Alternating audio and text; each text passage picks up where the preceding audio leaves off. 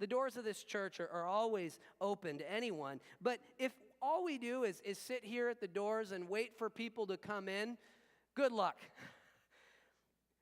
We need to go out there to bring them in here. I want to tell you a quick story. Down the street from my house, there used to be a Froyo shop called Tutti, Frutti. Part of me thinks that the reason it was doomed to fail was the name, but that's another sidebar. My wife and I used to like it because we could walk there and go to Tutti Frutti and get a nice little tasty treat. And then one sad day, Tutti Frutti bit the dust and went out of business. I was so upset because the 3 times I went there, it was so good. And so we mourned for, 7 minutes or so.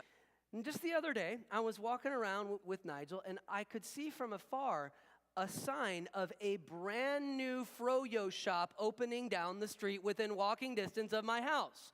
You can imagine the sheer Christmas joy inside of this young pastor.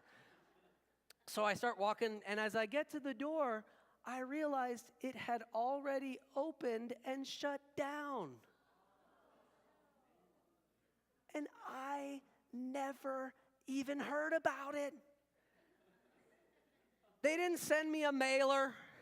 I didn't see some Santa Claus looking guy throwing a sign around front with his arrow telling me to come in. I didn't get an offer of a free sample or nothing.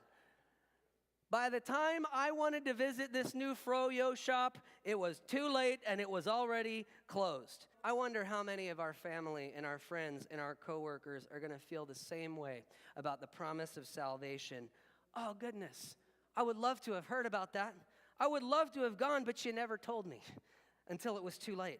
See, the doors of this church are always open, but we have to bring the message of Jesus to them out there before we can ever expect for them to come in here.